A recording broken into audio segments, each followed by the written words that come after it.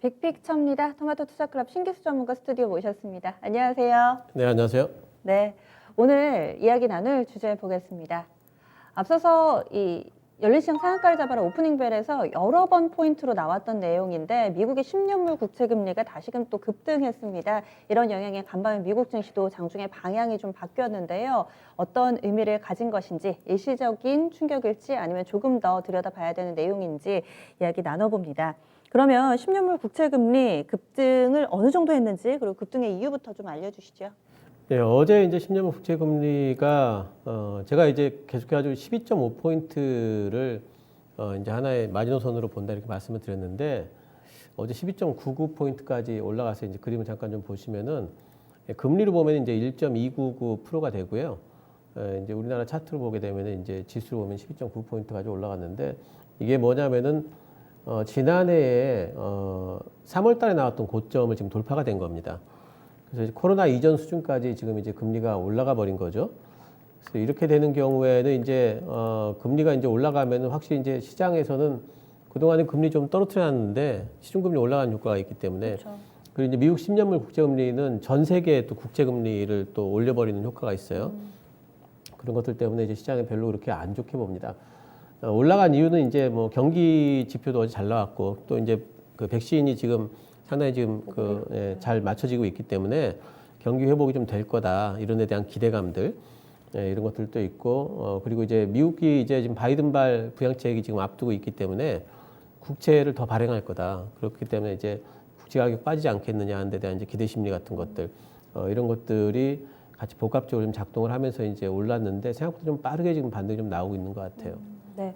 지금 10년물 국채금리가 오른다는 건 국채 가격이 떨어진다는 거고 어찌 보면은 이것은 안전자산보다는 위험자산 선호 심리로 해석할 수 있을 텐데 왜 시장이 빠질까 이렇게 또 생각하시는 분들도 계실 거란 말이죠. 시장의 영향을 좀 더 파악을 해주시죠. 그러니까 이게 그 항시 이런 국채 금리라든가 이제 시장의 지표 같은 것들은 양날의 칼 같은 이런 부분들이 있는데 올라가게 되면 분명히 이제 그 위험자산 선호로 해석이 될 부분이 있지만 중요한 건 이제 속도죠. 너무 빨리 올라가는 부분이 있고 또 이제 그 수준이라는 게 있죠. 지난번에 제가 이제 12포인트에서 10포인트 사이면 딱 좋겠다 그랬는데 갑자기 돌파를 해버린 거예요.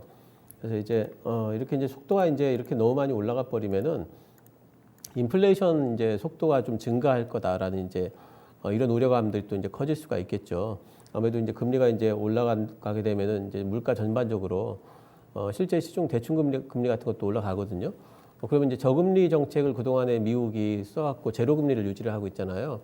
근데 이거 소용이 없게 돼버리잖아요. 그렇죠. 그래서 이런 데 대한 이제 효과 같은 것들이 반감되지 않겠느냐. 그렇게 되면 또 이제 경제가 또 살아나는 부분이 좀 속도가 좀 둔화되지 않겠느냐. 이런 우려감들이 있고 특히 이제 그 증시에서는 이쪽 금융시장 쪽에서는 달러 캐리를 많이 하기 때문에 그 달러 이제 그 조달 금리가 올라가 버리면은 이건 굉장히 좀 불리하거든요. 이제 그런 부분에 대한 우려감들이 있는 거고요. 또 우리나라 같은 경우에는 지금 연기금이 계속 매도를 하고 있죠. 맞아요. 근데 연기금 매도의 이제 배경에 뭐가 있냐면은 주식이 같은 그 수량을 갖고 있어도 주가가 올라가는 바람에 주식 비중이 커져 버리잖아요. 전체 포트에서 그 비중을 맞추기 위해서 매도하는데 근데 채권 가격이 또 빠져버리면은 그럼 채권 비중이 상대적으로 줄어드니까 주식은 더 팔아야 돼요. 근데 이제 연기금 매수 환경이 상당히 좀 악화될 수밖에 없는 부분들, 수급이 연기금들이 매수에 가담할 수 없게 만드는 이제 이런 환경들이 계속 만들어지고 있고 그동안에 그래도 이제 달러 잠깐 좀 보도록 하겠습니다. 달러 지표가 그래도 어느 정도 좀 박스권 고점 좀 찍고 하락을 좀 했는데 어제는 살짝 좀 올랐어요.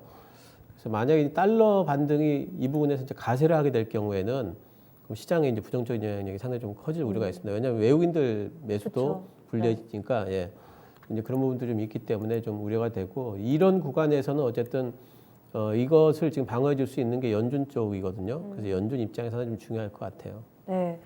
사실 이 국제금리하고 이 원달러 환율의 움직임, 수급적으로는 외국인만 봤었는데 말씀해 주시는 거 보니까 연기금 쪽에서의 매도도 계속해서 영향을 받을 수 있다. 사실 오늘까지 팔면서 연기금은 34일, 그러니까 역대 최장기간 순매도를 하고 있는데 좀 더 또 공격적인 매도가 나올 수 있다. 이렇게 또 다각도로 조명을 해주셨네요. 그러면 연준이 중요하다 이야기를 해주셨는데 계속해서 완화적인 스탠스를 취하고는 있는데 뭔가 좀 액션이 나오지도 않고 요즘에 FOMC 끝나고 나면 약간 시장에서 시큰둥한 반응이 있잖아요.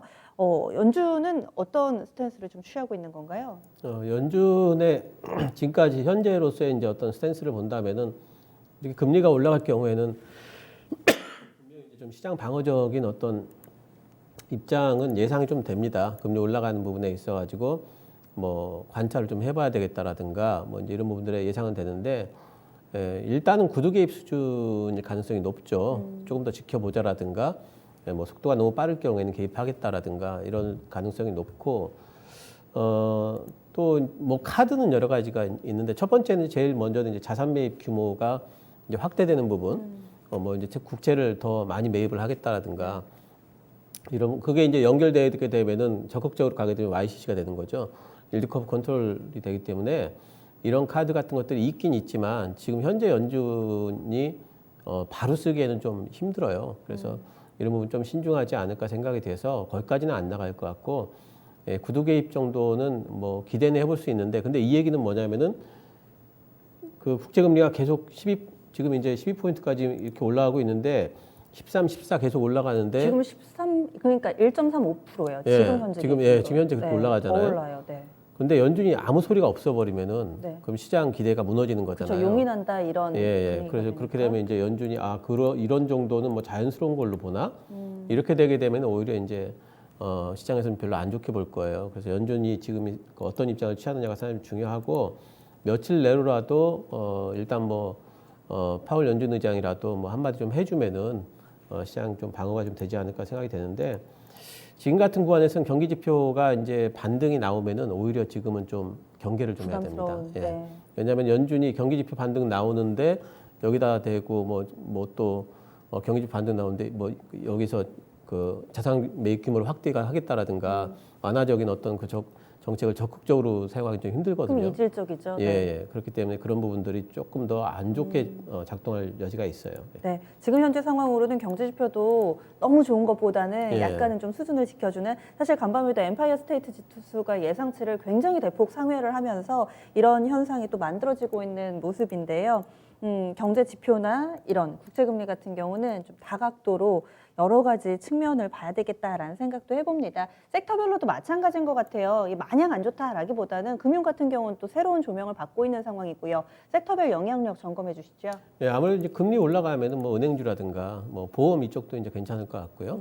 아마 이제 경기주들은 이제 금리가 올라가게 된다는 것은 결국에는 경기가 살아나고 있구나로 이제 해석이 될 수 있기 때문에 경기주들은 뭐 괜찮을 것 같고 조금 불리한 쪽은 좀 성장주들 같아요. 왜냐하면은 이렇게 되게 된다면 이제 아무래도 시장의 자금이 고포주에서는 좀 빠질 수가 있어요. 그런데 지금 성장주들 같은 경우에는 아무리 이제 실적이 계속 급개선되는 구간이라 할지라도 그래도 이제 단기적으로는 좀 매기가 좀 빠질 수가 있기 때문에 좀 불리할 것 같고 이런 구간에서는 오히려 뭐 저퍼주라든가 저PBR주 뭐 지주사 같은 것들이 보통 이런 구간에서 또 이제 올라가기도 했었거든요.